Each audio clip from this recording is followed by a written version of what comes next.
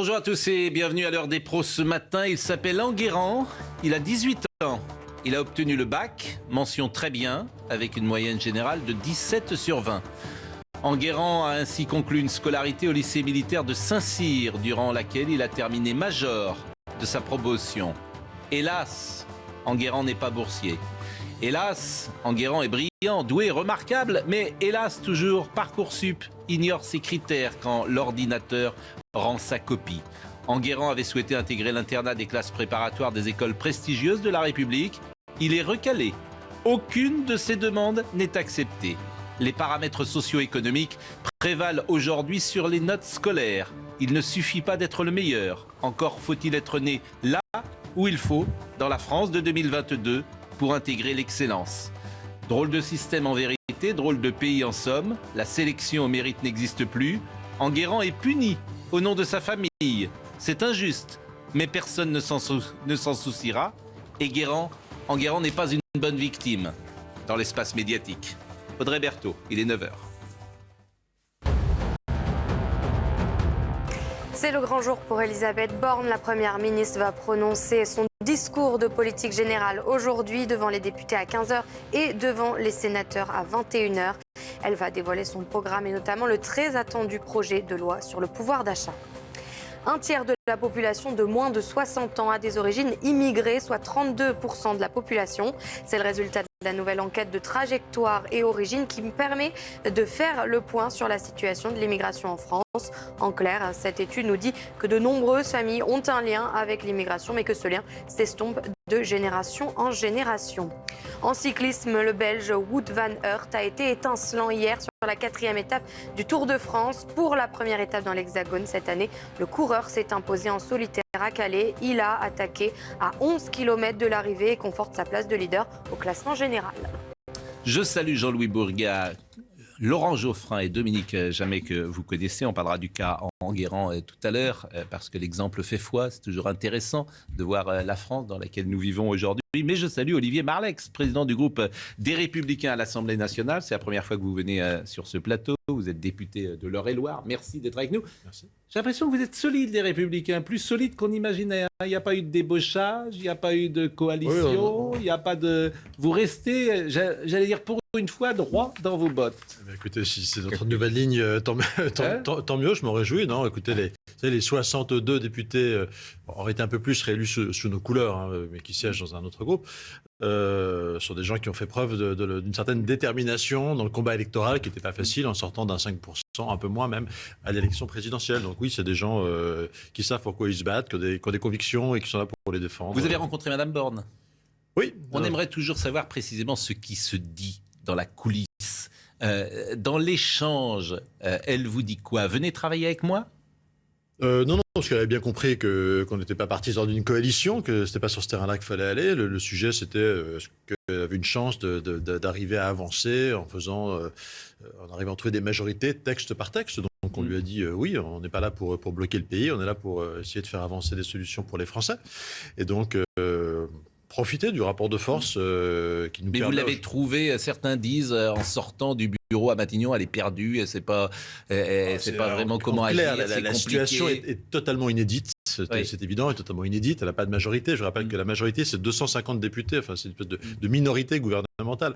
Ils sont 250 sur 577, donc en face d'eux, il y a 327 députés d'opposition, donc c'est totalement inédit. On sent qu'elle tâtonne, enfin elle a le courage d'y aller. Le président de la République, lui, est beaucoup plus discret, vous l'aurez remarqué. Elle a le courage d'essayer de trouver des solutions. Son profil très technique, finalement, c'est peut-être plutôt quelque chose d'un peu aidant dans tout ça. Pas le sentiment qu'elle mette énormément d'idéologie sur la table et de conviction. Donc voilà, après, la qualité d'un dialogue et la confiance, c'est un peu dans le temps que ça se juge, quoi. Bon, merci d'être avec nous. En tout cas, on va parler du Covid. On est avec Martin Blachier à l'instant parce que le Covid repart. Ce matin, j'ai entendu que M. Estrosi d'ailleurs, avait décidé de remettre le masque dans les transports à Nice. Il y a plus de 200 000 cas qui sont détectés. C'est vrai que à l'hôpital, ça reste sous contrôle. Et Martin Blachier va nous le confirmer dans une seconde. Bonjour Martin Blachier, mais bonjour. Peut-être nous allons regarder tout d'abord le sujet de Augustin Donadieu pour faire un point sur le Covid ce matin. Il s'agit de ma première intervention à l'Assemblée nationale. Baptême du feu pour le nouveau ministre de la Santé François Braun, en pleine période de rebond épidémique. Hier, on enregistrait plus de 206 000 nouveaux cas de Covid, plus 40,3% en 7 jours. Des chiffres similaires à ceux du mois d'avril dernier qui doivent inciter les concitoyens à la vigilance, selon le ministre, dans la durée. Ça fait 2 ans et demi que nous vivons avec ce virus. Nous allons continuer à vivre avec ce virus. Donc rappelons les gestes barrières. Nos concitoyens sont responsables et ils les utiliseront. Du côté des hôpitaux, pas de submersion malgré des hospitalisations en hausse, y compris en réanimation. Les soignants restent cependant prudents, avec un pic qui devrait survenir en pleine période de vacances scolaires. Le pic est devant nous, il devrait survenir dans la dernière semaine de juillet. Donc les contaminations vont continuer d'augmenter. Bon, ça va être difficile à juguler compte tenu de nos capacités réduites par manque de moyens humains, par manque de personnes. Le projet de loi discuté en ce moment à l'Assemblée nationale prévoit notamment la mise en place d'un pass aux frontières entre la métropole et la Corse ou les Outre-mer à partir du 1er août. Martin Blachier, je vais vous poser la question qui fâche directement. Allez-y. La 7e vague arrive dans un pays qui est survacciné. Est-ce qu'il y a un rapport entre le fait que nous soyons tous vaccinés et le fait que les vagues se multiplient? Est-ce que la vaccination, en clair, a encouragé les variants? Non, il n'y a aucune donnée pour montrer ça. Et les vagues se multiplient dans tous les pays du monde.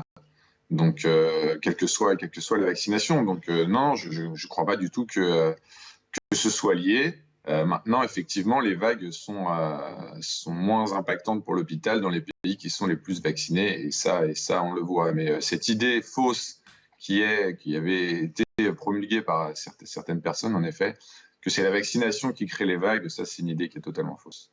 Bon, où on en est ce matin? Quel est votre pronostic et qu'est-ce qui va se passer, à votre avis, ces jours prochains? Je pense qu'on est assez proche du pic. En fait, on a des indicateurs qui sont des petits calculs qu'on fait sur les courbes qui montrent que l'accélération ralentit. Et donc, ça annonce un pic très prochainement. Et pour l'instant, l'impact sur l'hôpital, il est extrêmement faible. On disait qu'il y avait un impact sur la réanimation, mais c'est 150 patients sur, on vous rappelez, on disait entre 5 et 10 000 lits de réanimation dans le plus grand de la capacité. Donc quand j'entends des gens dire que ça va impacter très fortement l'hôpital pendant l'été qui est déjà en difficulté, je pense que c'est de la mauvaise foi. C'est encore une fois, c'est mélanger le problème Covid avec le problème hospitalier. Donc certes, il y a de nombreux problèmes à l'hôpital, mais ce n'est pas le Covid.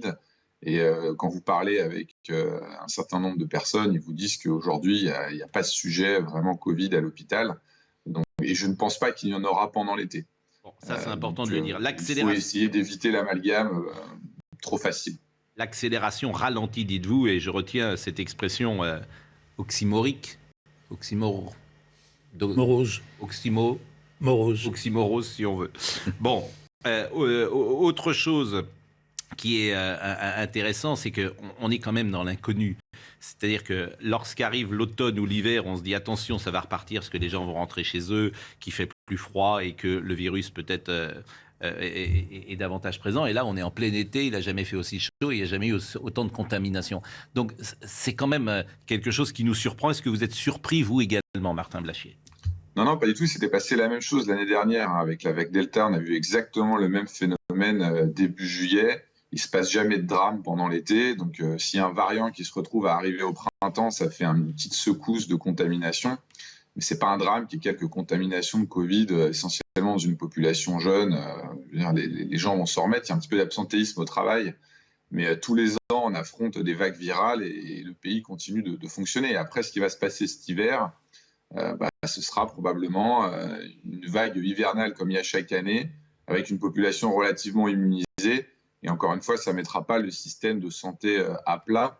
D'autant qu'il y a une question qui se pose aujourd'hui, c'est est-ce que finalement les vagues de Covid se font pas quelque part en atténuant les autres vagues virales? C'est-à-dire, est-ce que finalement, chaque année, il y a des vagues Covid, mais il n'y a pas moins de virus qui ne sont pas du Covid et qui du coup toucheraient éventuellement les mêmes personnes fragiles chaque année. Donc ce n'est pas évident finalement que même s'il y a une vague de contamination Covid cet hiver, ça détériore énormément la situation hospitalière. Il va falloir faire assez attention parce que vous savez, il y le système de santé va être appelé à se modifier. Il ne va pas falloir ramener systématiquement le Covid et mélanger ce sujet au sujet qui est notre système de santé, sa pérennité et son évolution nécessaire, puisqu'on reste sur des fondamentaux de 1945 et de la création de la sécurité sociale et des ordonnances de 58, alors qu'on est en 2022 et qu'il est bien évident qu'il faut adapter ce système de santé à la réalité du XXIe siècle.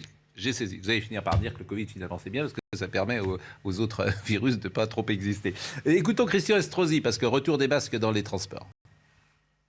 J'ai pris mon arrêté avec d'autres maires de la métropole de Nice, je pense à celui de Cagnes-sur-Mer, de Saint-Laurent et d'autres, pour qu'il y ait dans la continuité des transports métropolitains sur un réseau de 2500 km de voirie, chacun qui à partir de lundi, sur la base d'un arrêté commun que nous avons pris avec les maires, porte le masque de manière obligatoire. Ce sont les bus et le tramway. Bon, vous pensez que c'est important de mettre le masque ? Moi, je pense que c'est totalement décalé par rapport à la vague qui va atteindre son pic dans les prochains jours. Je pense que ça ne va rien changer. Je pense que ce genre de déclaration, c'est très politique. Et je ne crois pas du tout que ce soit basé sur un quelconque fondement de santé publique. Et ce n'est pas de rajouter le masque dans les quelques bus niçois qui va changer la situation épidémiologique. Donc, à part embêter les gens dans une période où il fait extrêmement chaud, je ne suis pas sûr que ça change grand-chose.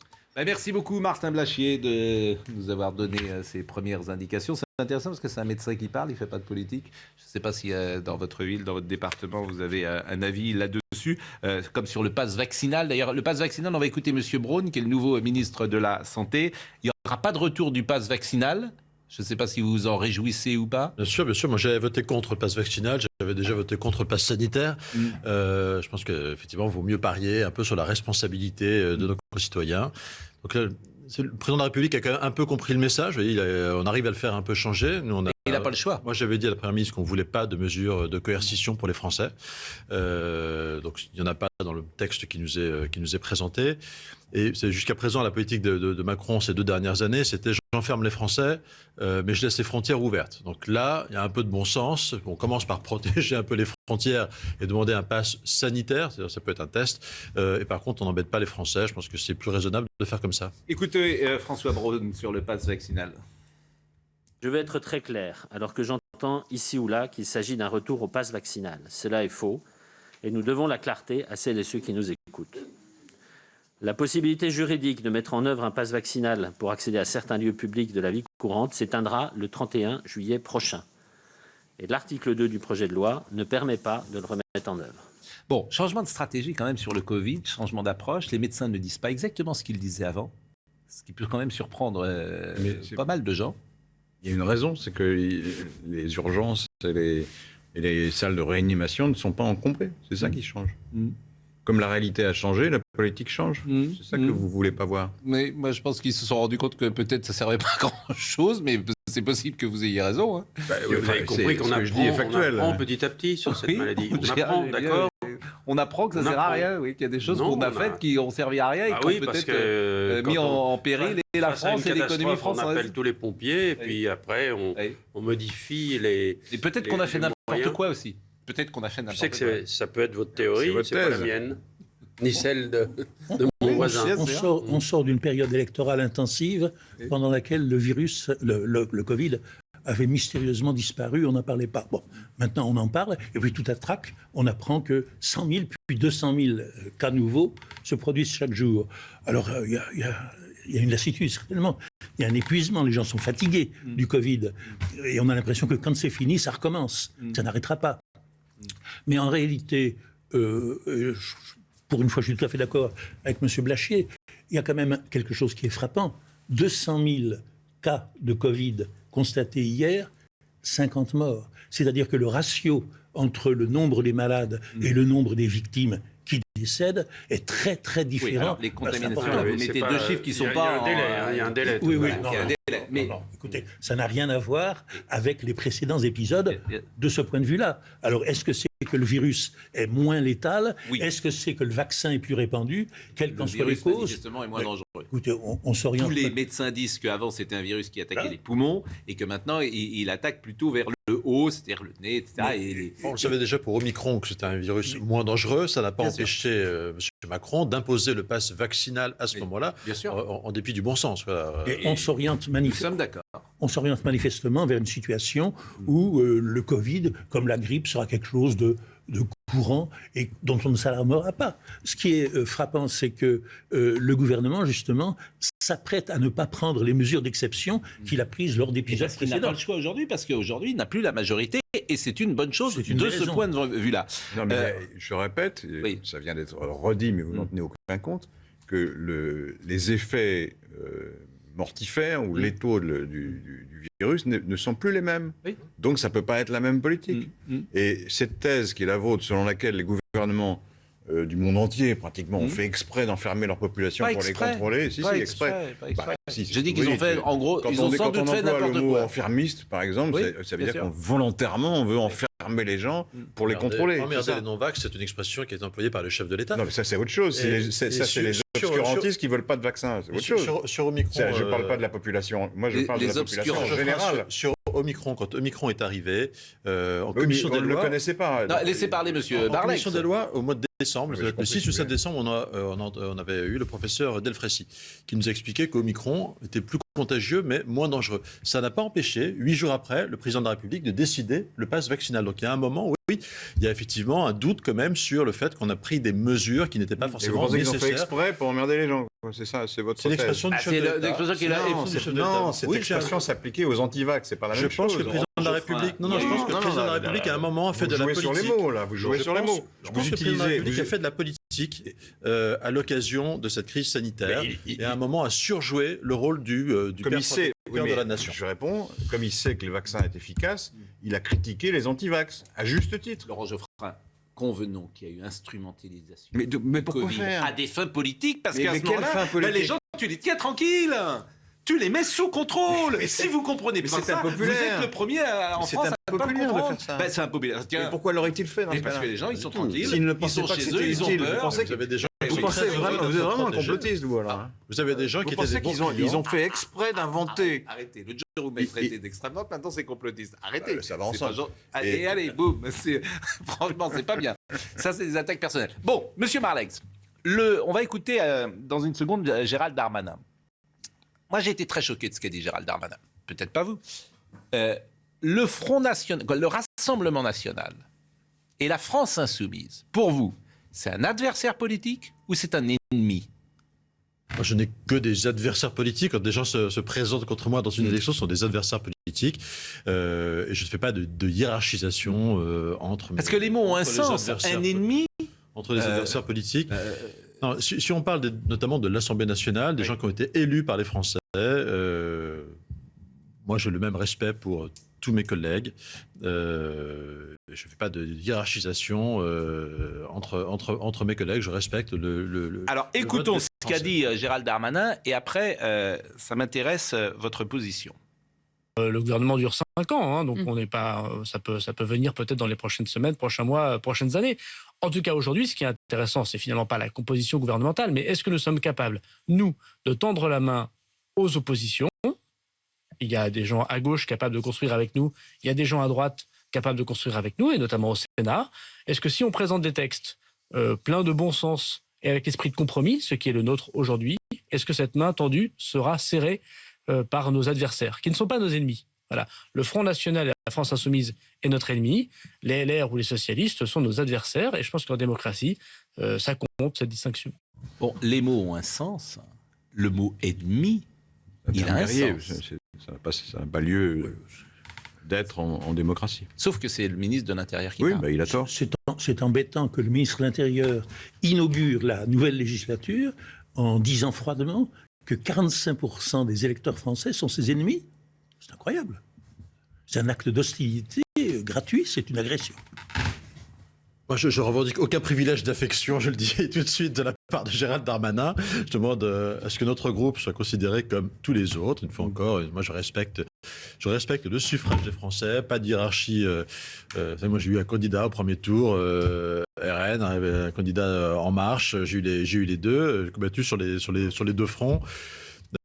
Voilà, après, il y a des idées qu'on peut combattre plus que d'autres, mais je respecte tout le monde. Est-ce que vous pourriez imaginer, dans cette nouvelle législature, vous retrouver sur des textes avec le Rassemblement national, si vous êtes d'accord avec le Rassemblement national, et voter, pourquoi pas, ensemble, et briser peut-être ce tabou à droite de ne jamais vouloir faire la même chose que le Rassemblement national? Est-ce que c'est imaginable? Alors, vous savez, nous, on votera sur nos convictions, on présente des amendements. Et si vous dites la même chose, il n'y a pas de tabou. Est-ce que vous pouvez vous entendre avec eux? Nous, on votera pour nos convictions. Alors après, est-ce que vous pouvez vous entendre? Est-ce que vous pouvez vous entendre sur des textes? Par exemple, sur la sécurité, manifestement, il y a des points communs. Vous verrez, c'est à eux que vous posez la question. Enfin, dans la vie parlementaire, au quotidien, vous savez, il est très fréquent que les parlementaires d'un peu tous les groupes déposent des amendements qui se ressemblent ou qui sont quasiment identiques. Donc je pense que ça arrivera. Après, il n'est pas question de coalition avec qui que ce soit, pas plus évidemment avec le RN, qui est un adversaire politique pour nous, qu'avec La République En Marche. Enfin, on a des visions. Mais vous vous sentez plus proche de Jean-Luc Mélenchon ou de Marine Le Pen? Je tombe... Franchement, ça ne m'intéresse pas de me ça intéresse beaucoup, par rapport. Je pense que ça intéresse beaucoup les téléspectateurs ou les auditeurs de savoir où vous vous situez. J'ai pas grand-chose en commun avec Mélenchon. Moi, je me situe pas par rapport aux autres. Quand on fait de la politique, on se situe pas par rapport aux autres. On défend Non, mais par exemple, Alain Finkielkraut disait à Laurence Ferrari hier, je pense que la France Insoumise est plus toxique que le Rassemblement national. Oui, vous êtes en train de faire ce que vous reprochez à M. Darmanin de faire. Moi, je ne fais pas de hiérarchie entre les adversaires. Je dis pas. Oui, pas d'ennemis. Je dis, est-ce que vous êtes plus proche de l'un ou de l'autre? C'est sûr que je n'ai rien à voir avec l'extrême gauche. Mais encore moins empêcher d'aller débattre, d'être invité à leur université d'été de la France Insoumise pour aller. Non, mais en fait, vous pourriez dire une chose. En fait, vous pourriez dire une chose que pensent beaucoup de téléspectateurs qui nous regardent. C'est au fond, je suis plus proche de Marine Le Pen que de Jean-Luc Mélenchon. Mais au fond, pour des raisons que j'ignore, les gens des Républicains n'osent pas le dire. Non, les raisons que vous ignorez, vous ne les ignorez pas, vous savez très bien. Moi, je pense... C'est-à-dire qu'il y a un tabou qui a été donné dans les années 80 et vous ne voulez pas en bouger. Je respecte.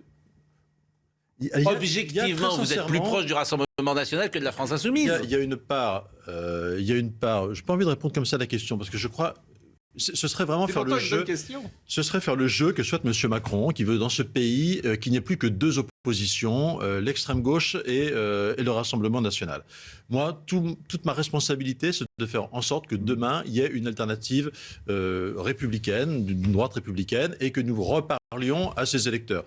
À la différence de M. Darmanin, moi, je m'adresse toujours aux électeurs du Rassemblement national, qui a encore été les nôtres, et j'espère qu'ils redeviendront les nôtres à la prochaine élection présidentielle. On a du boulot devant nous. Vous admettez qu'avant, ils étaient les vôtres. Après, il y a des choses dans l'histoire. Vous admettez qu'avant, ils étaient les vôtres.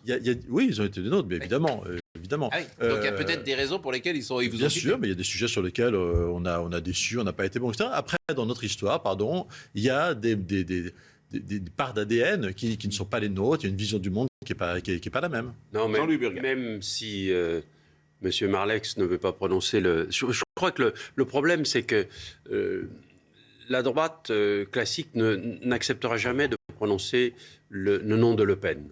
Ce sont des héritiers de Gaulle, ce sont des héritiers du gaullisme, et donc il y a des choses qui sont vraiment tabous. Mais on est obligé de reconnaître qu'il y a des chemins qui sont presque parallèles sur certains thèmes entre la droite et le Rassemblement national. Donc...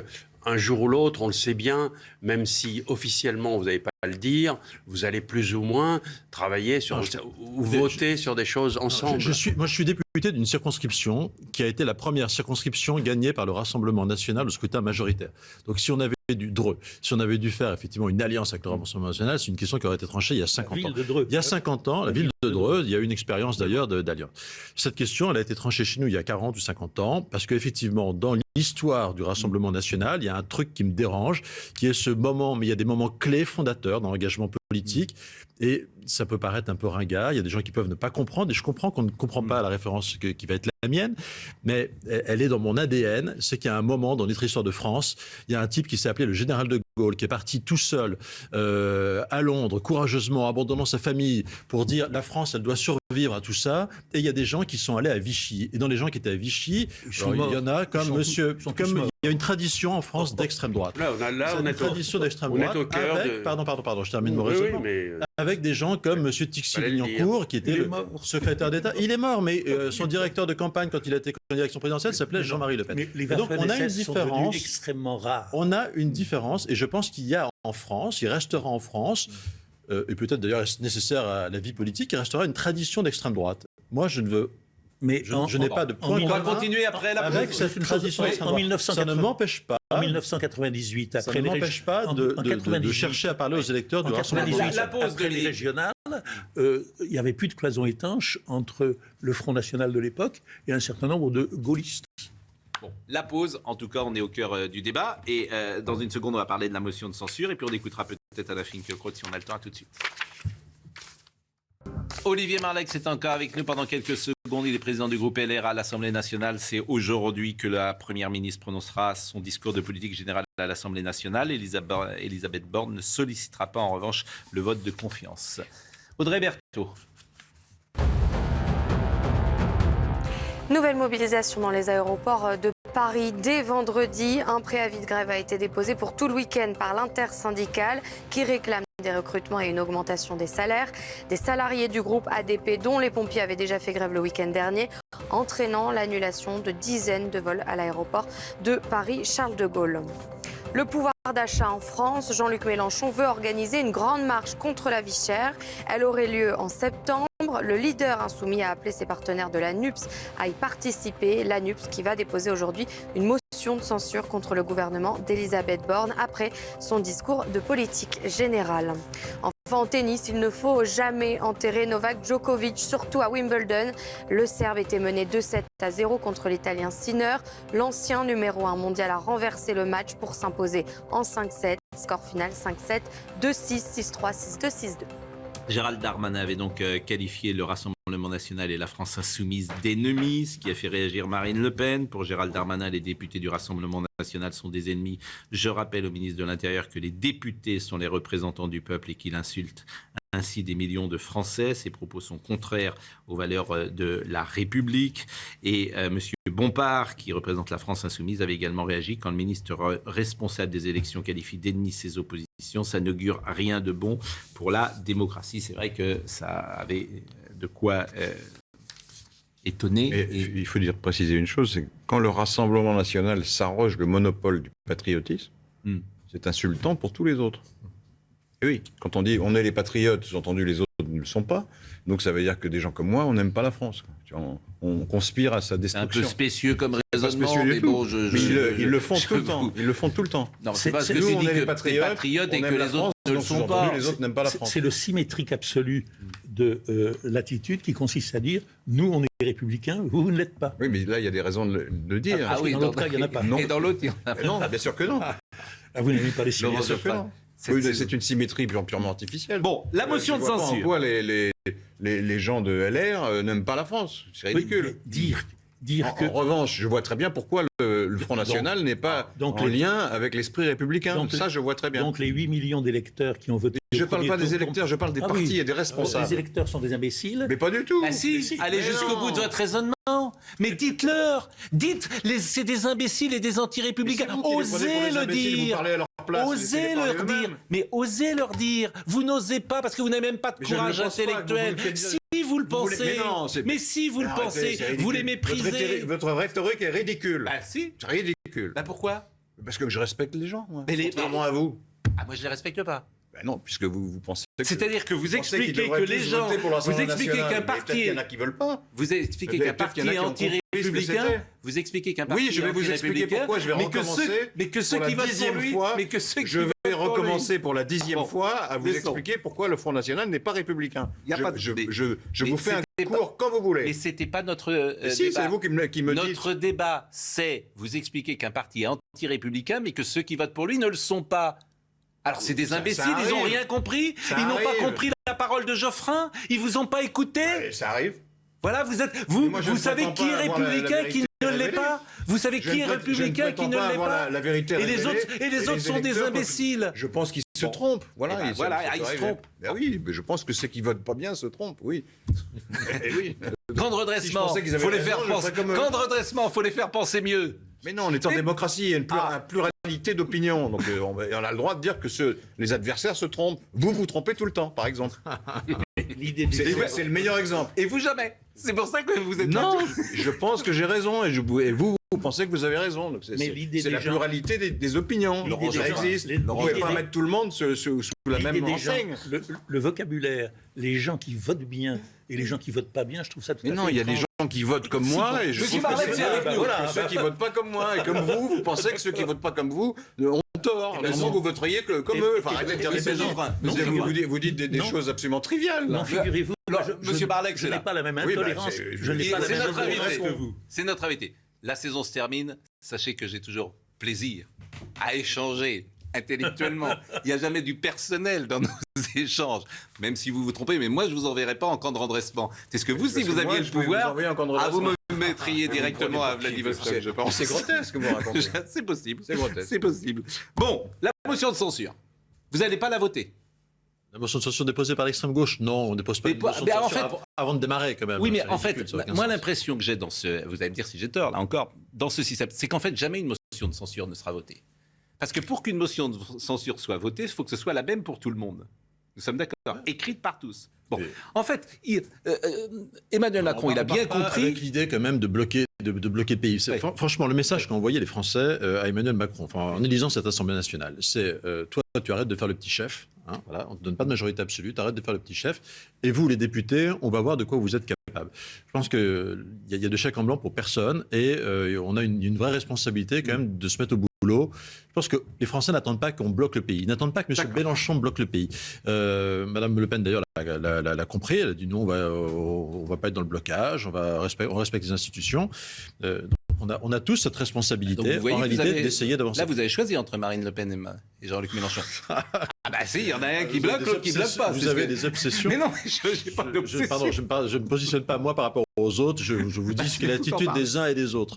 Voilà. Donc, je pense que personne n'a été élu pour bloquer le pays. On est plutôt là pour essayer de faire avancer les choses pour les Français. On verra sur cette motion, texte par texte si on y arrive. Ce qui est amusant, c'est de voir que finalement la NUPS va se tirer une balle dans le pied parce qu'ils vont enfin pouvoir compter combien ils sont dans cette Assemblée. Ils vont être seuls à voter cette motion de censure, qui va bien entendu, comme on vient de le dire, ne pas passer. Et ils vont découvrir qu'ils sont tout petits à l'intérieur de cette Assemblée, tout petits.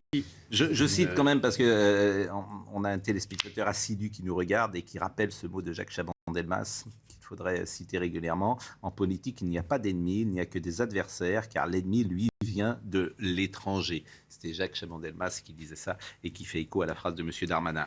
La motion de censure, écoutons Jean-Luc Mélenchon. Mais Jean-Luc Mélenchon, quel rôle il va avoir? Parce qu'il n'est plus député, c'est lui qui est le chef. Il a votre rôle, en fait. Transmetteur, c'est tout. Parce que vous êtes président du groupe républicain, mais j'ai l'impression qu'il n'a pas compris qu'il n'est pas député. Oui, bah écoutez, c'est l'organisation interne. Écoutons Jean-Luc Mélenchon, parce que c'est lui qui a évoqué la motion de censure. C'est très important de savoir qu'en toutes circonstances, nous défendons la démocratie, mais de mille manières. Par exemple, quand nous allons voter, nous allons proposer la censure, comme l'a proposé l'intergroupe NUPES à l'Assemblée nationale, et que nous allons le mettre aux voix. Bien sûr que nous savons que nous pouvons perdre. Bien sûr. Mais nous défendons la procédure démocratique. Karl Marx disait que la procédure était la mère de la liberté. Mais oui, parce que c'est en passant par des formes organisées, structurées, que vous arrivez à dénouer une situation que sinon, il faut dénouer à coups de bâton. Bon, si on essaie de décoder sérieusement là, pourquoi la NUPS dépose-t-elle une motion de censure? Quel est son intérêt politique? Pour faire parler d'elle, c'est tout. Pour montrer qu'elle est la vraie opposition, la principale force d'opposition. Mais ils vont vraiment sortir un tout petit drapeau à l'Assemblée nationale, la NUPS, par cette motion de censure.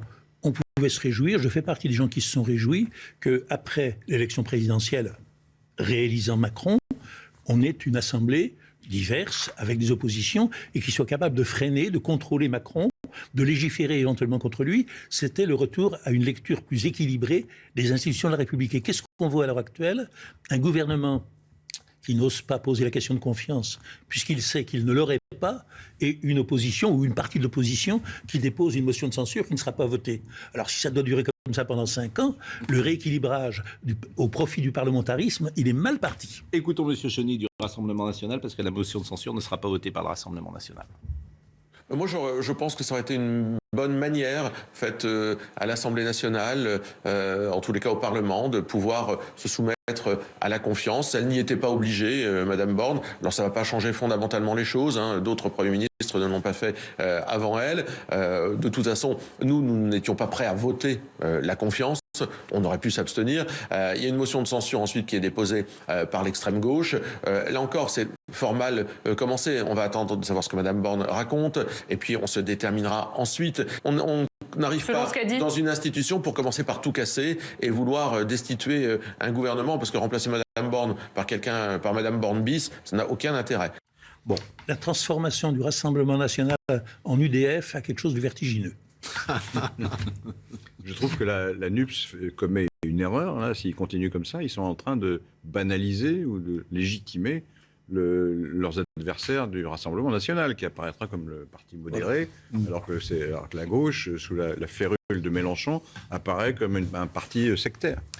Franchement, il y a quand même le message des élections législatives, c'est quand même un sacré cri de colère des Français, quoi. Que ce soit le vote, pour le coup, pour la France, pour la NUP, ou pour le Rassemblement national, c'est quand même un cri de colère qu'il faut entendre. Je pense que les gens, ils voulaient remettre le président Macron à sa place, ça c'est clairement réalisé. On voit, il est tout étanisé dans son coin, mais ils veulent quand même, ils attendent de nous des choses positives, quoi. Ils n'attendent pas qu'on soit là dans le sabotage aujourd'hui. Je pense que, et c'est vrai une fois encore pour les députés de la NUP, pour les députés des Républicains ou pour les députés du Rassemblement national. On n'est pas là pour bloquer le pays, on est là, les gens attendent quelque chose de nous d'utile. Bon, il y a beaucoup de gens qui vont vous découvrir, Olivier Marleix, parce que c'est vrai que vous avez une notoriété qui était moins importante que d'autres leader de la droite, et là vous allez être très présent puisque vous êtes président du groupe LR à l'Assemblée nationale. Alors il y a beaucoup de tweets que je vois passer qui disent tiens, Alain Juppé a rajeuni. Bon, bon. Je parlais d'ADN tout à l'heure, à ma connaissance pas d'ADN de Juppé. Bon. Ah, vous n'avez pas d'ADN de Juppé? Non. Ah bon? Non, j'ai pas fait d'analyse, etc., mais je me pense. Ah oui, non, mais d'ADN, j'ai entendu, mais politiquement vous vous reconnaissez évidemment dans. Ah, j'aimais bien le Juppé des années 85, 6, etc. Oui. Après, assez rapidement, il m'a déçu parce que je pense que mais vous êtes très tendance RPR, vous, en fait. La montée du Front National dans ce pays correspond très exactement à l'arrivée d'Alain Juppé à la tête du RPR.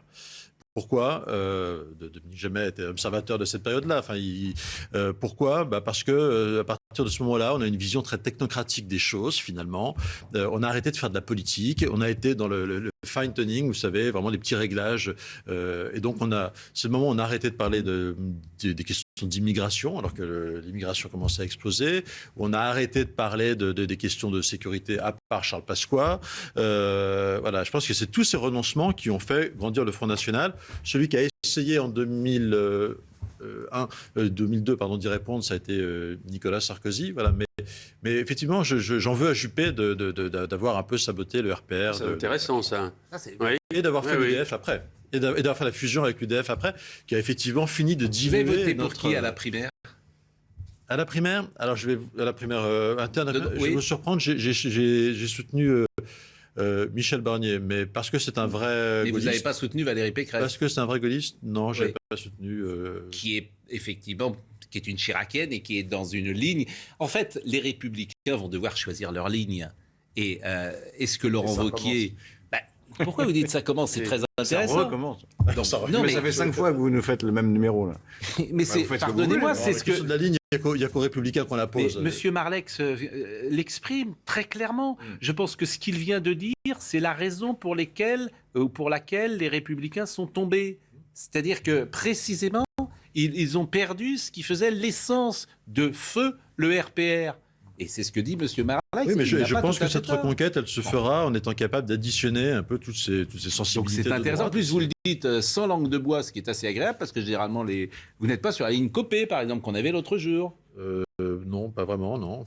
Oui, non, pas vraiment. Non, mais donc là, il y a vraiment... Non, mais il y a... C'est là que votre parti, je pense il est quand même fracturé. Il est fracturé. Si, parce que c'est des lignes très...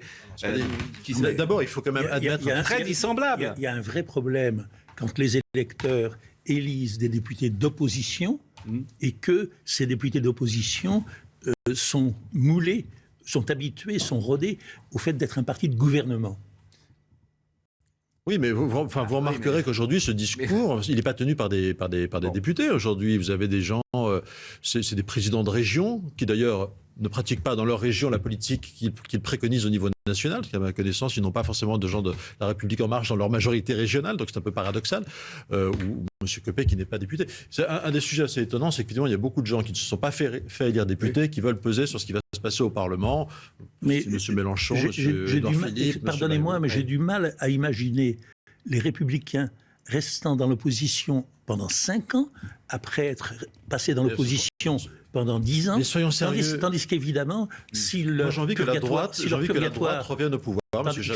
Si leur purgatoire ne doit durer qu'une année, j'ai envie que la droite revienne au pouvoir et je n'ai aucune envie de monter sur le Titanic. Est-ce que vous pensez que les Républicains resteront des opposants pendant 5 ans si le gouvernement actuel... Ça fait 10 ans que je suis un opposant et sincèrement, la petite soupe, le plat de lentilles, ça ne m'attire pas beaucoup. Je suis là pour... J'ai une vision pour mon pays qui fait que je suis capable de patienter quelques années. Le général de Gaulle est resté... à Colombey pendant une douzaine d'années, je crois, attendre. Voilà, donc ça arrive à des gens très bien d'être dans l'opposition longtemps. Monsieur Marlex, en tout cas, ce discours, je pense qu'il est intéressant parce qu'il est sans langue de bois.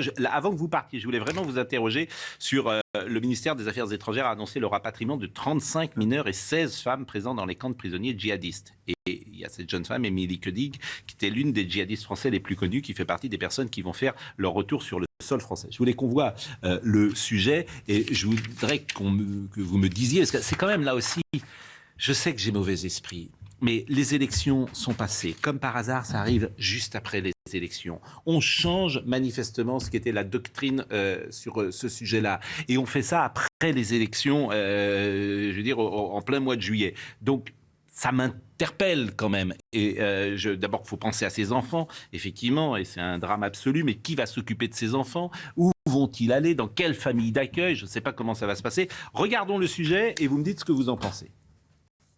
On veut rentrer dans nos pays. Ça fait plus de 5 ans que des centaines de Français sont détenus dans ce camp syrien. 51 sont arrivés sur le sol français hier, 35 mineurs et 16 mères âgées de 22 à 39 ans. À leur descente de l'avion, les Français ont directement été pris en charge par l'aide sociale à l'enfance et accueillis au Mureau dans un complexe départemental des Yvelines. Seul, un mineur de 17 ans, lui, a été placé en garde à vue. Ces enfants vont d'abord subir un bilan psychologique, un bilan de santé, tout simplement, pour savoir comment ils vont physiquement et mentalement. Et puis ensuite, il y aura un long processus judiciaire pour savoir quel est le sort de ces enfants. Ils pourront être remis à des proches, des familles d'accueil ou des centres spécialisés. Concernant le sort des 16 femmes rapatriées, 8 ont été placées en garde à vue avant d'être présentées à un juge antiterroriste. 7 autres femmes, elles, ont été mises en examen et incarcérées, et une autre femme va l'être aujourd'hui. Parmi ces femmes, Émilie Koedig, partie en Syrie en 2012. Elle est soupçonnée d'avoir agi comme recruteuse, notamment pour l'État islamique. C'est au magistrat instructeur de définir quel a été le rôle précis, si toutefois il y avait un rôle précis, de ces femmes au sein de l'État islamique, avant que ces magistrats prennent une décision de les renvoyer ou non devant un tribunal correctionnel ou devant une cour d'assises. La France a donc emboîté le pas à ses voisins européens qui qui ont choisi depuis plusieurs années de rapatrier leurs ressortissants, à l'image de l'Allemagne, la Suède ou la Belgique. Qui a décidé? Pourquoi on a décidé? Est-ce qu'on a bien fait de décider cela? Et quelle est votre position? Écoutez, qu'on rapatrie, en soi, c'est pas le sujet. La question, c'est qu'est-ce qu'on propose, qu'est-ce qu'on fait à l'arrivée? Si les parents ont participé de près ou de loin à une entreprise criminelle, par complicité, etc., il est normal qu'ils soient jugés devant un tribunal. Comment vous allez le prouver? Ils sont mis en examen. Comment vous allez le prouver? Quels sont les éléments? Ça s'est passé à des milliers de kilomètres de Paris, dans un tribunal. Comment vous allez prouver? Je vous rappelle qu'on a des services de renseignement avec lesquels on a travaillé. Ce sont des gens qui sont partis, avec l'envie d'aller participer à une aventure criminelle. Ça ne va pas être simple. Hein. À une aventure guerrière. Dans un tribunal français, ça va pas être simple. On sait d'arriver avec des éléments. Ça va être un sujet, mais enfin, le parquet national antiterroriste a l'habitude d'instruire. La plupart de ces gens sont identifiés. Et donc, effectivement, c'est toute la question des preuves sur les parents. Bon. La question des enfants mineurs. Quand on est un parent aussi irresponsable que d'emmener son enfant faire la guerre, participer à une entreprise terroriste, il y a malheureusement, ça interroge sur les questions de capacité à être un bon parent. Et là-dessus, on a un droit en France qui s'appelle la protection de l'enfance, qu'on fait tous les jours, et tous les jours, je vous l'assure, de manière parfois un peu plus discutable, on retire des enfants à leur famille. Donc pas de sensiblerie mal placée, ces parents ont été irresponsables, et il faut protéger ces enfants de tels parents. Si on peut les placer chez des grands-parents... Et pourquoi est-ce qu'on a changé de position? Pourquoi est-ce qu'on change de position, selon vous, après les élections? Parce qu'on change de position tout le temps dans ce pays depuis 5 ans avec M. Macron. Pas surprenant. Mais ça vous étonne pas, vous, après les élections, qu'on change de position? Il est probable que le calcul électoral a joué. Oui, avant, on n'a pas voulu en parler et que maintenant, c'est qu'on était condamné par toutes les cours internationales et tous les autres pays font différemment. Donc, évidemment, il y a un moment où on se dit notre position va être difficile à tenir. Quelques autres pays, pas tous les pays. Bon, plusieurs pays importants ont fait la même chose. Il faut aussi voir la façon dont ces enfants... Moi, je parle des enfants. Les enfants vivaient dans ces camps. C'était effrayant. Donc, voilà. Maintenant... Qui va s'occuper d'eux en France? On a des services, théoriquement, qui sont faits pour s'occuper des enfants qui n'ont pas de parents. Ça va pas être simple non plus. Hein. Moi, ce qui me... Vous allez les mettre dans une classe avec d'autres. Comment vous faites, quoi? C'est un problème délicat, c'est un problème douloureux, et on ne voit pas de solution qui soit parfaite. C'est-à-dire que ces enfants, vous allez les mettre dans une école avec d'autres enfants dans la même classe? Ils ont 8 ans, 9 ans, ils ont été en Syrie? Ces enfants ne sont absolument pour rien dans le choix de leurs parents. Mais ils ont des parents, ces mères, ces femmes... Mais comment vous faites? Qui se sont déchus. Ils ont des parents qui se sont déchus eux-mêmes de la nationalité française et qui ont fait allégeance à un État terroriste et islamiste.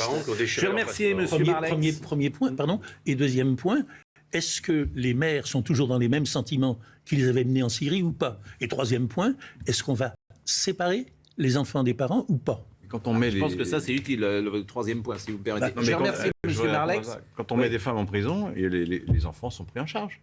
Oui. Quand elles sont condamnées en bonne et due forme, les enfants sont pris en charge. Je remercie M. Marlex. C'est la première fois que vous venez sur ce plateau. Merci effectivement pour cette absence de langue de bois qui était intéressante. Vous êtes aux Républicains. Vous allez préparer la future présidence.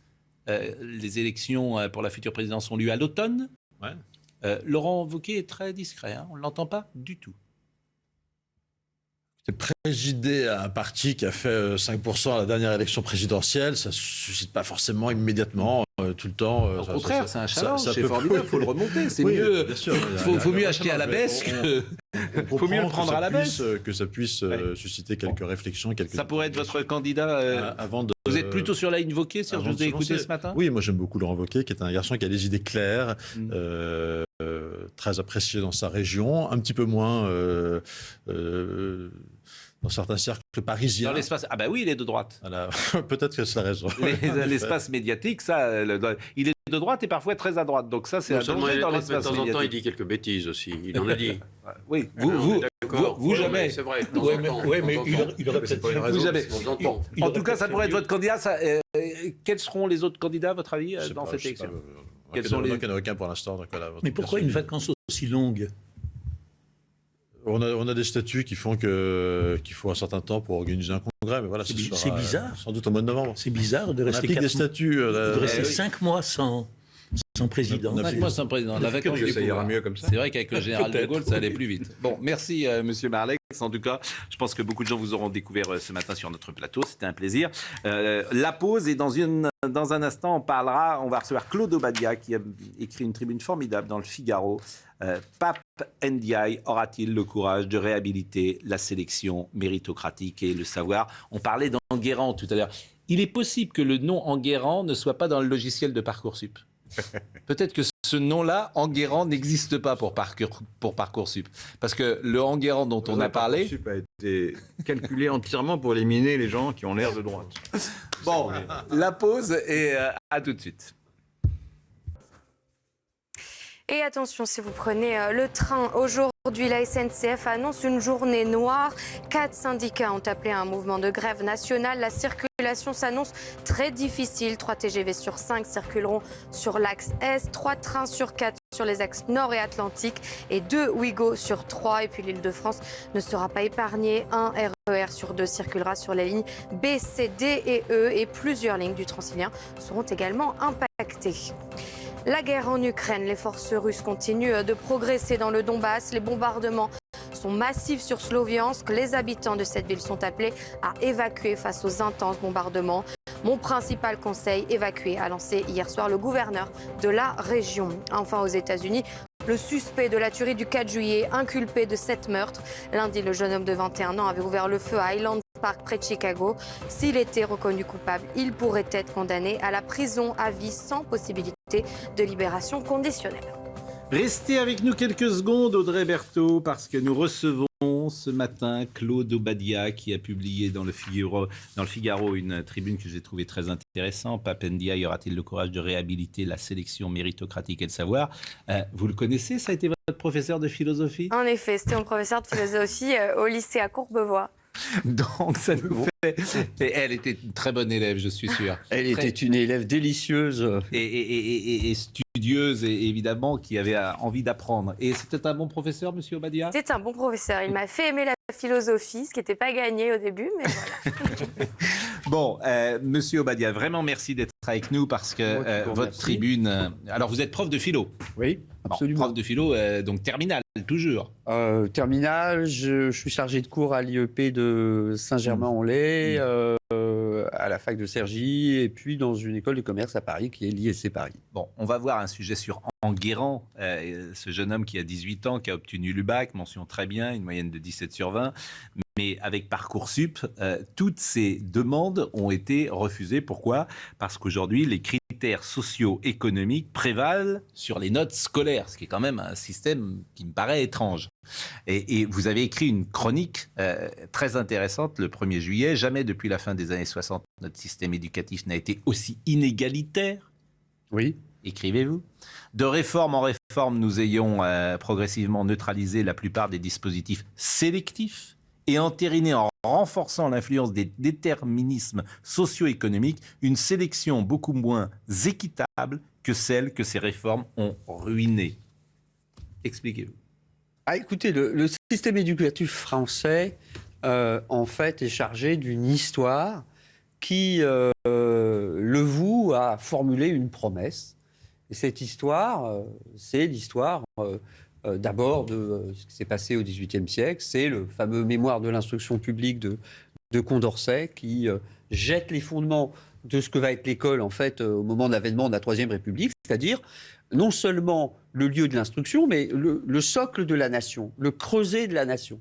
L'école a pour vocation en fait d'être l'église du peuple et elle est chargée d'une promesse émancipatrice. Et je pense que la sensibilité de l'opinion publique française aux dysfonctionnements et aux difficultés que rencontrent les enseignants et que rencontre l'école dans sa vocation justement à assurer cette promotion sociale, cette émancipation, eh bien, elle est très forte. Alors, à la fin des années 60, Pierre Bourdieu, sociologue, publie une espèce de réquisitoire contre le système éducatif français et contre l'université française qui est accusée en fait d'assurer, d'organiser un insupportable processus de reproduction des élites sociales.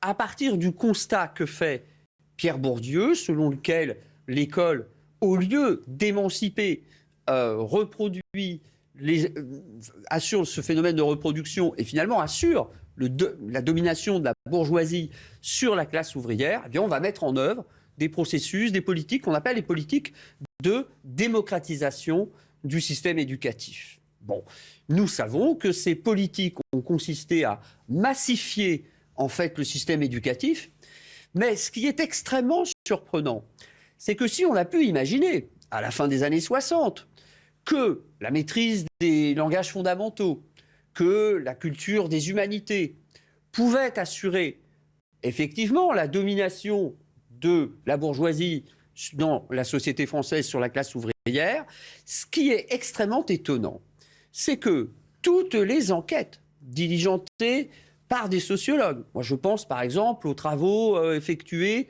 à la fin des années 70 par deux professeurs de sociologie à l'École normale supérieure, Roger Baudelot et Bernard Establé, qui mettent en évidence dès l'année 1979 qu'après 20 ans de politique de démocratisation de l'enseignement, on a diminué par 2 le taux de représentativité des enfants de la classe ouvrière à l'École normale supérieure, à l'ENA et à Polytechnique.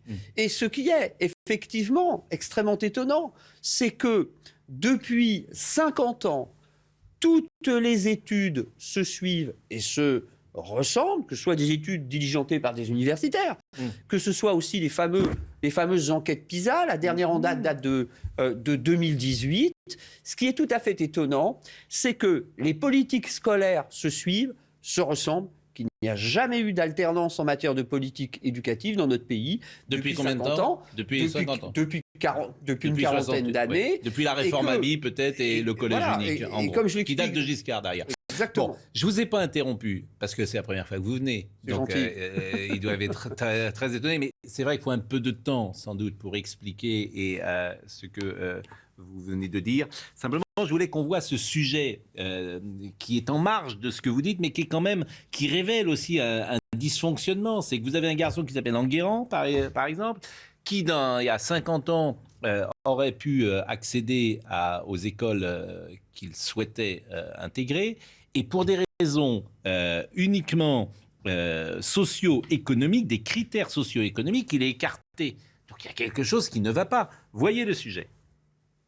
Enguerrand, 18 ans, vient d'obtenir son baccalauréat avec plus de 17 de moyenne et une mention très bien. Une distinction qui vient récompenser 3 ans passés à l'internat du lycée militaire de Saint-Cyr, durant lesquels il a terminé major de sa promotion. Mais lors des résultats de Parcoursup, c'est la douche froide. Il n'est reçu dans aucune des grandes classes préparatoires auxquelles il avait candidaté. En un instant, tout s'est écroulé et je me suis rendu compte que j'ai gaspillé, entre guillemets, 3 ans de ma vie. À l'origine de ces refus, la demande d'Enguerrand d'intégrer l'internat de ses classes préparatoires. N'étant pas boursier, son dossier n'a pas été étudié. Un sentiment d'injustice et une méthode de sélection dénoncée par le jeune homme. Une personne qui finit première dans une classe avec un niveau très élevé sera classée pareil, ou son dossier sera pris de la même façon en compte qu'une personne qui finit premier mais dans une classe où le niveau est inférieur. Du coup, j'aimerais interpeller le président Emmanuel Macron ainsi que le ministre de l'Éducation nationale pour leur demander quel sacrifice supplémentaire j'aurais dû faire pour ne serait-ce que mon dossier soit lu. À la rentrée, Enguerrand commencera une école d'ingénieur à Rouen avant de tenter à nouveau d'intégrer l'année prochaine les classes préparatoires de ses rêves.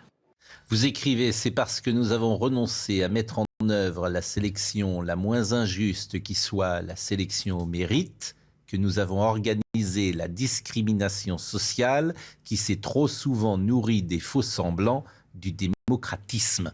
Est-ce que l'exemple d'Enguerrand illustre la phrase que vous avez écrite le 1er juillet? Alors écoutez, au premier abord, moi j'en suis pas certain.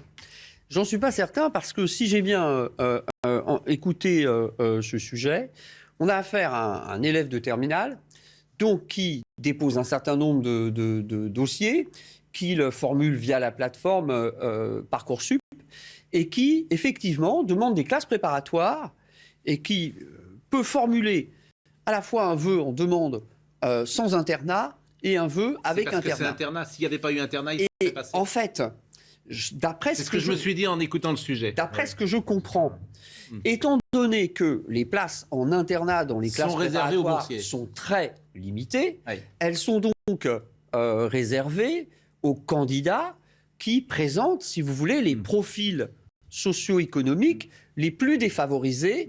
Et comme ce candidat, si j'ai bien compris, n'est pas boursier... Oui, vous trouvez que c'est logique? C'est-à-dire que l'internat doit être réservé aux boursiers? Je pense... Ah oui. Oui, excusez-moi, non, mais à bout pour point, mais si... Mais c'est vrai que je me suis fait la même réflexion que vous, c'est parce qu'il était en internat. Et oui, parce que si jamais cet élève veut intégrer une classe préparatoire parisienne et qu'il n'est pas pris en internat, il va falloir qu'il trouve un hébergement à Paris. Et ça représente un coût. On a essayé de le joindre pour tout vous dire. Je ne sais pas si on arrive à le joindre avant la fin de l'émission, mais ça sera intéressant. Mais en revanche, la sélection la moins injuste qui soit, la sélection au mérite. Mais alors là, on peut en parler pendant des heures. Quel est celui qui a le plus de mérite? Celui qui vient d'un milieu extrêmement défavorisé, dont les parents ne parlaient pas forcément français et qui arrive à une note d'excellence, mais peut-être pas la meilleure de la classe. Est-ce que lui, il a le plus de mérite que l'autre qui est un gosse de bourgeois élevé au milieu de la culture depuis toujours et qui est peut-être meilleur que celui dont je viens de parler, mais pour lui, c'était plus facile? Qui a le plus de mérite? Personne ne peut répondre à cette question. Personne ne peut répondre à cette question parce que la question de la définition et de l'évaluation du mérite est effectivement extrêmement complexe et qu'il ne suffit pas d'être un crack en philosophie ou en mathématiques ou en histoire pour avoir nécessairement davantage de mérite qu'un autre élève. En revanche, vous l'avez répété 2 fois, Monsieur Pro, en revanche, ce qu'il faut ici dénoncer, c'est la récurrence, la permanence avec laquelle, depuis 40 ans, on feint d'ignorer que lorsqu'on cesse d'opérer la sélection au mérite qui est, non pas la sélection la plus parfaite, mais la moins injuste des sélections, on ne fait corrélativement que renforcer la sélection sociale et extrascolaire. Parce que quand ce sont les enseignants qui formulent les mêmes exigences pour tous leurs élèves, ils mettent au travail tous leurs élèves. Quand l'école, en revanche, au nom de ce que j'appelle les faux-semblants du démocratisme, persuadée qu'il faut appliquer de la façon la plus brutale le principe démocratique à la chose scolaire, quand l'école cesse de sélectionner les élèves en formulant des exigences disciplinaires strictes, ce sont les conditions extrascolaires, familiales, socioculturelles dans lesquelles vivent les élèves qui opèrent la sélection la plus cynique, la ségrégation sociale. Je voulais juste vous apporter un petit sourire. Vous savez qu'à la une de l'actualité, aujourd'hui, il y a quelqu'un qui est très réjouissant dans ce parcours. Cherchez un peu qu'est-ce qui se passe cet après-midi. Madame Borne, Madame Borne, vous savez d'où elle vient? C'est une enfant de l'assistance publique, Madame Borne, et Premier ministre. Donc, c'est ça. Je ne suis pas sûr que ce soit une enfant de l'assistance. Je ne sais pas si c'est l'assistance. Elle était pupille de la nation. Parce qu'elle avait 11 ans quand son père est mort. Pupille de la nation, mais qui s'est faite toute seule, qui s'est fabriquée et qui termine Première ministre de la France. Mais le modèle français, c'est Georges Pompidou, qui venait d'un milieu très simple. Paysan, puis instituteur. Exactement. Donc, moi, ce qui m'intéresse toujours lorsque je rencontre... Ça fait combien de temps que vous êtes prof? Oh, ça fait 35 ans. 35 ans. Bon, donc vous avez toujours été prof de philo. J'ai toujours enseigné la philosophie après avoir enseigné le ski. Le ski? Oui. Ah bon? Bah oui, mon premier métier, ça a été d'être pisteur secouriste, moniteur de ski, parce que... Alors, voilà. En revanche, vous répondez par oui ou par non, parce que comme vous êtes c'est pas thèse, antithèse, synthèse. Moi, j'ai besoin de questions. Bon, ça fait 35 ans que vous avez en face de vous des gosses de 18 ans. Oui. Bon, est-ce qu'ils écrivent, est-ce que l'orthographe, aujourd'hui, ils le maîtrisent mieux, moins bien, ou pareil qu'avant? Nettement moins bien. Nettement moins bien. Vous m'avez demandé une réponse courte. Courte, bon. Est-ce que la philosophie, ils sont intéressés de la même manière qu'il y a 35 ans? Alors, oui. Oui, parce que il me semble que le devoir du professeur de philosophie, c'est non seulement de participer à la formation du jugement critique pour contribuer à la formation du citoyen responsable, mais que la vocation du professeur de philosophie, c'est de montrer, par l'exemple qu'il donne, c'est de montrer que la philosophie n'est pas une discipline abstraite, et que la philosophie, c'est rien d'autre qu'un effort qu'on peut faire aussi. Que ça peut être utile. Vous écrivez ceci, ça m'a intéressé, en croyant libérer l'enfant de l'autorité des adultes, en affirmant que ces derniers ne doivent pas le gouverner, mais lui laisser la liberté de se gouverner lui-même. Le monde moderne l'a, en définitive, aliéné à une autorité bien plus effrayante, la tyrannie de la majorité. Alors ça, c'est pas moi qui le dis, c'est moi qui le... c'est pas moi qui le dis, c'est Hannah Arendt, philosophe bien connue, donc émigrée aux États-Unis et qui publie en 1961 un ouvrage qui va acquérir une grande postérité, La crise de la culture, dans laquelle elle consacre un chapitre très important à la crise de l'éducation. Et vous le citez effectivement dans le papier, c'est pour ça que... alors, ça rejoint un peu Brigelli, qui expliquait que... Alors, Brigelli, il est très caricatural. Il dit, un élève, c'est pas là pour parler, c'est fait pour écouter, qui se taisent, ils ne savent rien, et moi, je vais leur apprendre. Et il combat ce qui s'est passé depuis 40 ans, où on a mis l'élève au centre, et que c'est pas à l'élève de décider de ce qu'on va lui apprendre. Oui, absolument. Absolument. Moi, je crois à une école dans laquelle c'est le savoir qui est au centre du système. Et pas l'élève. Et non l'élève. Mais attention, c'est pas parce que le savoir doit être au centre du système, parce que le savoir, l'instruction, c'est la condition justement de l'élaboration d'un jugement réfléchi et critique qui contribue à former un citoyen responsable, que pour autant, l'enseignant doit être indifférent à l'élève. Est-ce que c'est notre plus grand drame, finalement, l'instruction, l'éducation nationale? Est-ce que c'est pas la mère de toutes les batailles? Est-ce que c'est pas là qu'on a peut-être le plus perdu en 40 ans? C'est-à-dire qu'on a des jeunes gens qui ne savent pas si Louis XVI est avant de Napoléon Ier, qui ne connaissent plus l'orthographe, qui sont inaptes à la lecture, qui sont, je veux dire, l'étude, la capacité de se concentrer, de faire des efforts, de travailler, d'aimer l'effort. Tout ce qui faisait que nous étions des petits écoliers assez sages, aujourd'hui tout cela a disparu et tu en fais des adultes perdus. Moi je crois que l'éducation, c'est, c'est la pièce maîtresse du dispositif républicain et que la défiance des Français qui s'est fait jour depuis plusieurs décennies vis-à-vis de la classe politique, vis-à-vis du pouvoir, vis-à-vis de la République, elle tient précisément aux difficultés que nous avons depuis maintenant plus de 40 ans à assumer la promesse républicaine Laurent d'une Geoffrin, école à même de libérer. parce que c'est des sujets qu'on a eu de nombreuses fois et ces paroles-là qui sont en plus parfois caricaturées, Brigelli pareil, c'est-à-dire qu'on vous dit bah oui vous êtes des ringards, oui vous êtes d'extrême droite, oui vous êtes des réactionnaires, oui bon. Lorsqu'on parle comme ça, c'est cela qui est dit parfois face au pédagogisme. C'est intéressant de dire le savoir plus que l'élève. Qu'en pensez-vous, Laurent Geoffrin? J'en pense deux choses. C'est vrai, vous avez raison sur les difficultés du système scolaire. Il n'y a aucun doute, il y a beaucoup de difficultés. Moi, ce que j'ai vécu moi quand j'étais gamin, parce qu'on dit que c'était mieux avant, je ne suis pas sûr. Moi. Quand j'étais gamin, en fin de primaire, il y avait une orientation automatique. Enfin, pas automatique, sur les notes. Et évidemment, c'est des enfants de classe populaire qui allaient dans des filières courtes, ils allaient passer le certif, ou bien ils allaient un peu plus loin en classe de transition. Et c'était une sélection sociale, on le voyait bien, ça se voyait sur l'apparence physique même des gens. Et ceux qui allaient au lycée, en général, statistiquement, étaient soit des enfants d'enseignants, soit des enfants Sauf que ça marchait mieux, vous dit M.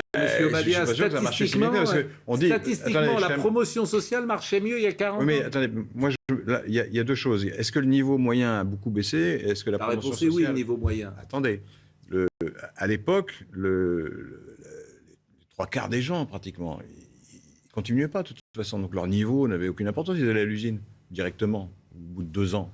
Donc si ces gens-là qui allaient à l'usine à l'époque, aujourd'hui, ils sont dans le système scolaire. Alors évidemment, c'est comme ça, c'est massifié. Est-ce que le niveau a vraiment baissé? Il faudrait comparer de classe d'âge à classe d'âge. Si vous comparez d'élève à élève, ce n'étaient pas les mêmes élèves, puisqu'à l'époque, ils étaient sélectionnés, donc ils étaient meilleurs, Laurent, évidemment. Je vais vous répondre à ça. C'est Georges Steiner, qui a été professeur un peu partout dans le monde, qui expliquait que le niveau des élites a baissé. C'est-à-dire que quelqu'un au plus haut niveau du système, à la fin du 19e siècle, début du 20e siècle, en sait plus parce qu'il parle latin, parce qu'il parle grec, parce qu'il a fait fait ses humanités, parce qu'il a étudié la littérature, etc.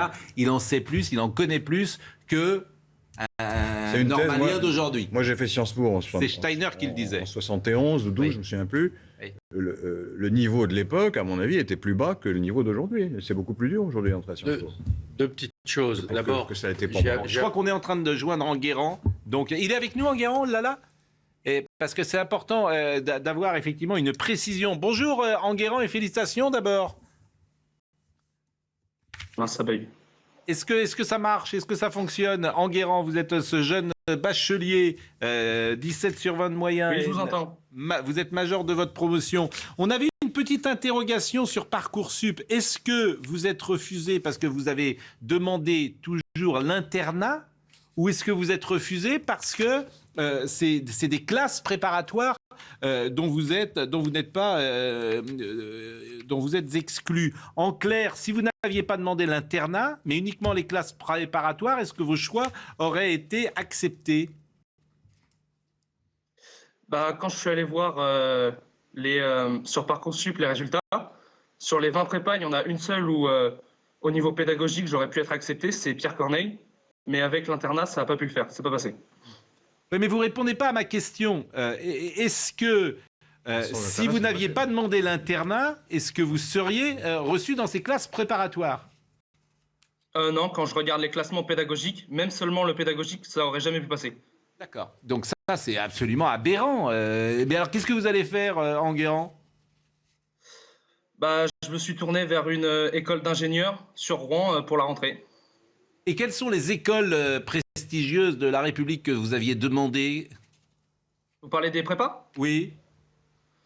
J'avais demandé beaucoup de parisiennes, donc Stanislas, La Canale, Saint-Louis. J'en avais demandé vers Rouen, donc vers où j'habite.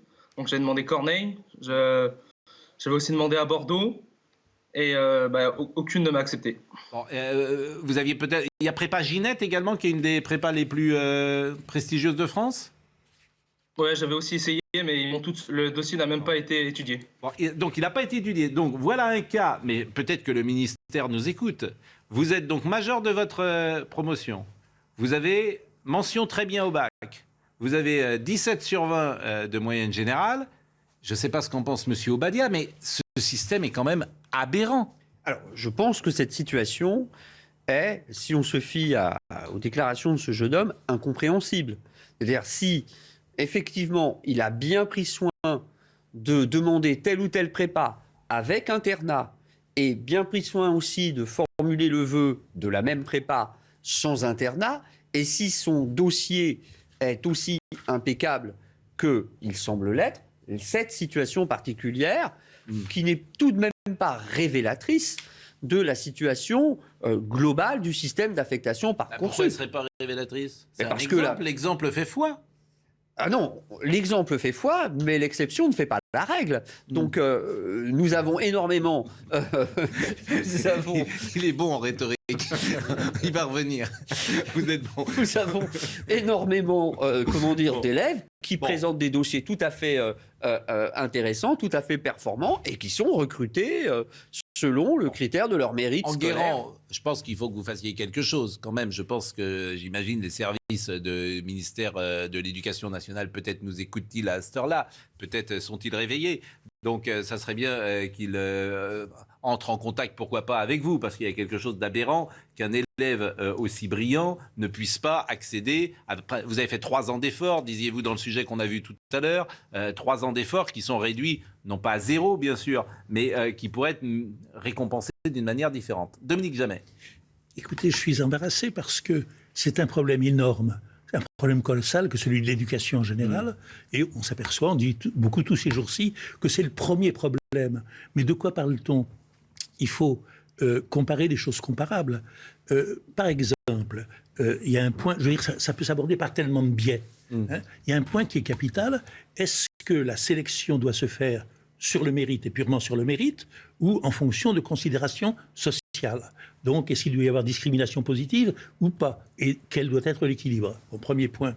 Deuxième point, je parlais de comparer les choses comparables. Il est de fait qu'il y a, sinon une faillite, au moins un discrédit et une baisse de qualité de l'enseignement. de l'éducation nationale. Mais il y a un problème, excusez-moi monsieur, il y a un problème qu'on n'aborde pas beaucoup. Qu'est-ce qui est en cause? La qualité des enseignés ou la qualité des enseignants? Et c'est un mélange des deux aussi. Bon, troisième point. C'est vrai que je ne vous ai pas posé la question, est-ce que les enseignants ont baissé? Moi, j'ai tendance à penser que si on veut évoquer le déclin de l'école, on ne peut pas évoquer la crise du recrutement des enseignants et le déclin, peut-être, du corps enseignant. Parce que c'est moins attractif, parce que peut-être les gens gagnent moins leur vie qu'ils la gagnaient il y a quelques années. Parce qu'un étudiant qui masterise sa formation commence sa carrière dans le privé avec le salaire avec lequel un professeur certifié ou agrégé termine la sienne. Vous avez raison. Alors j'ai coupé Dominique Jamais et je lui demande de me pardonner. Je vais essayer d'être rapide et clair. Il y a une différence capitale numérique entre une société d'il y a 150 ans, 120 ans, où chaque année il y avait 5000 bacheliers, et une société où il y a 700 000 bacheliers. Non mais nous, ce qui nous intéresse, c'est il y a 40 ans. Bon, il y a 40 ans, c'était mieux, en clair. Non, attendez. Non, mais... Ça marchait mieux. L'instruction, tu sortais du bac, ça voulait dire quelque chose. Aujourd'hui, avoir le bac ne veut rien dire. Remontons seulement à 40 ans, si vous voulez, et non pas maintenant. Il y a une différence entre une société où la totalité d'une classe d'âge est admise dans l'enseignement supérieur et celle où ça n'était pas le cas. Et puis, il y a une différence fondamentale aussi entre une société qui était une société relativement immobile, où il y avait des enfants exceptionnels qui gravissaient les échelons de la société, mais où il y avait une fierté ou une résignation ouvrière, une immobilité paysanne qui faisait que tous les gens... Mobilité paysanne, il y a 40 ans, la France était plus rurale il y a 40 ans, Dominique. Ça, c'est vrai, il y a 100 ans pour le coup. Bon.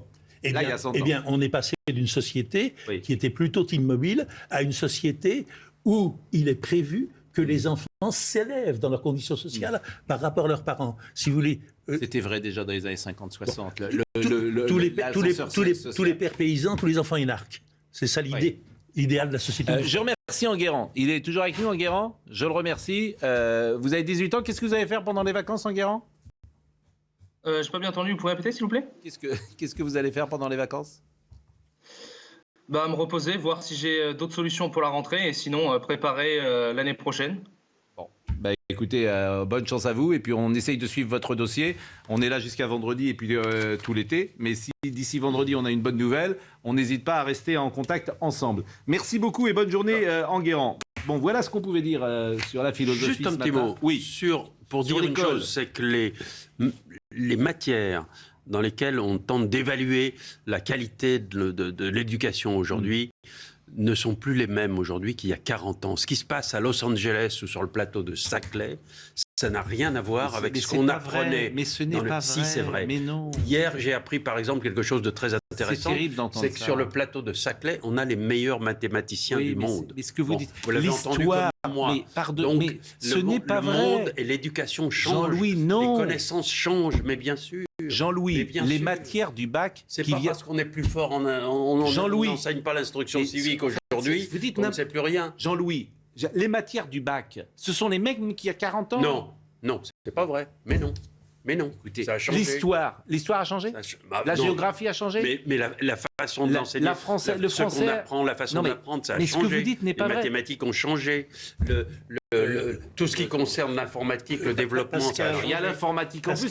Mais la culture générale... Non, mais comparons ce qui est comparable. Pascal, c'est avec des raisonnements comme ça qu'on en est précisément là. C'est ça qui est terrible. C'est ce que vous dites, au fond, c'est oui, la culture générale, c'est un drame, c'est la même. Le rapport à la littérature, c'est la même qu'il y a 40 ans. Écrire le français, c'est le même. La grammaire n'a pas changé. De quoi vous parlez? Je ne suis pas d'accord avec ça. Ah bon? Pascal, quand je lis... Pascal, quand je lis... La grammaire n'a pas changé. Quand je lis, comme je l'ai lu avant-hier, qu'il y a 535 élèves... qui présente au bac le latin, je me dis qu'il y a un petit changement. Bien sûr, bien entendu. Mais qui est l'informatique et qui est moins de latin et grec, c'est évident, mais je vous répète, je regardais les matières qui sont enseignées aujourd'hui au bac, eh bien, il y a 80% des matières qui existaient il y a 40 ans. La philosophie, par exemple, les sujets de philo, ils n'ont même pas compris le mot ludique. Le jeu est-il ludique? Ça pose un problème aujourd'hui. Pardonnez-moi. Je veux bien que vous m'expliquiez qu'au plateau de Saclay, il se passe quelque chose. Tu as des gosses aujourd'hui, tu leur dis le jeu est-il ludique, ils ne comprennent pas. Et vous vous dites, ah bah oui, ça a changé. C'est un pléonasme, faites attention. Comment? C'est un pléonasme. Mais non, c'était un sujet de philo. Non, oui, mais le jeu est ludique, c'est un pléonasme. Mais non, mais c'est une question. Vous dites 2 fois la même chose. Mais non, c'était la question. Un jeu, c'est toujours ludique, puisque ludique, ça veut dire qu'il y a un vous n'avez rapport pas au jeu. compris le sujet. Le jeu est-il toujours ludique? C'était ça le sujet de Bac Pro qui était proposé. J'en ai pas pris connaissance. Et ils n'ont pas compris le mot ludique. Oui, j'ai compris. Ah oui, vous n'avez sûr, pas compris. bien sûr. Pas tout de suite. Ça vous arrive. Bon. Donc, et Jean-Louis me dit au plateau de Saclay, etc. Bon, t'as des gens qui comprennent plus le français, qui comprennent plus les mots les plus simples. Oui, et si je vous mets en face de certains de mes petits-fils, vous comprendrez pas, vous pourrez pas parler avec eux, vous n'aurez pas le même langage. Ça, je vous le Il y a confirme. des choses qui ont changé. Bon, Moi, monsieur Obadia. je voudrais pas revenir, avoir l'air Et d'être après, on parlera de Brigitte Bardot très rapidement. trop si on a le temps. insistant. Mais ce dont vous parliez, c'est bien de la possibilité qu'avaient les enfants de la classe ouvrière il y a 40 ans, il y a 50 ans, même si c'était difficile d'accéder au lycée, d'accéder à l'université, et de l'extrême difficulté aujourd'hui pour cette même population d'accéder à l'université. Il faut quand même savoir que la population des élèves de Normal Sup, de Polytechnique et de l'ENA, elle a été diminuée par 2. Il faut savoir qu'aujourd'hui, dans la dernière enquête PISA, on met en évidence que 2% seulement des élèves de l'ENA sont issus de la classe ouvrière, que 1% des élèves de Polytechnique sont issus de la classe ouvrière. Donc le drame de notre système éducatif, c'est qu'en visant l'objectif de la démocratisation, il a renforcé les inégalités. Vous avez dit cela et c'est frappant, mais il y a également moins de paysans et moins d'ouvriers dans la population française. Bien sûr. Bon, L'homme inachevé, Claude Obadia, préface de Bertrand Vergely. Je rappelle que vous êtes agrégé de philosophie, vous enseignez à l'université de Paris-Cergy à Sciences Po Saint-Germain-en-Laye. Vous êtes par ailleurs professeur à l'ISC Paris et dans le second degré, vous êtes auteur en 2011 d'un essai intitulé Les Lumières en Berne. C'est la première fois que vous veniez, c'était très intéressant de vous écouter. Merci beaucoup. Regardez votre élève, où elle est aujourd'hui, grâce à vous. Audrey Berthaud, vous l'avez eu Absolument. Tous les jours, je la vois avec un jour c'est Kant, un jour... N'oubliez pas, prof de ski. Un jour c'est Schopenhauer, Prof agrégé de ski. C'est Platon. Ouais, Oui. Elle est connue dans notre maison avec toujours un livre de philosophie à la main. Cher Audrey Berthaud, la Minute Info. Et face au Covid, à Nice, le port du masque redevient obligatoire dans les transports. C'est ce qu'a annoncé Christian Estrosi sur RTL ce matin.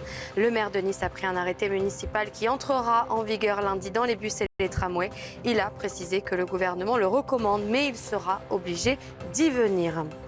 Émilie Koenig a été placée en détention provisoire. C'est l'une des djihadistes françaises les plus connues rapatriées de Syrie hier. Cette femme de 37 ans est accusée d'avoir recruté pour le groupe État islamique et appelé à commettre des attaques en Occident.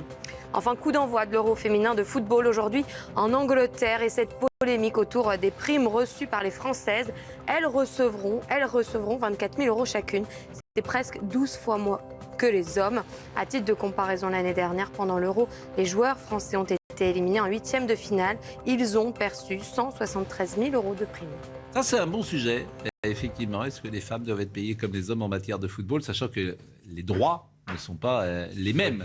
Il faut être payé en fonction de ce qu'on gagne, vous ne croyez pas? Les recettes ne sont pas les mêmes. Vous avez parlé du plateau de Saclay, évidemment, parce qu'il y a les 4 grandes écoles, l'école normale supérieure, l'école polytechnique, Centrale, Supélec et l'Institut d'optique, et il y a Polytechnique également. Les meilleurs mathématiciens du monde. J'ai bien compris. Bon. Merci, monsieur Obadia. Merci, Laurent Geoffroy, même si vous étiez très désagréable à mon encontre tout à l'heure. Mais bon, je vous pardonne parce que vous êtes toujours agréable. Toujours. Mais j'ai un grand cœur, vous le savez. Merci, cher Dominique. Alors, moi, je suis plus là la semaine prochaine. Je ne sais pas si vous êtes encore en vacances. L'émission continue. Mais je ne sais pas si... bien sûr. On sait qu'elle s'effondrait. Non, mais vous pourrez venir. Au contraire, vous aurez tout le loisir avec Elliott Deval, Julien Pasquet, tous ceux qui vont animer l'émission. Je vois Nelly Denac qui est là et qui va prendre notre place. Je la salue dans un instant, donc Nelly.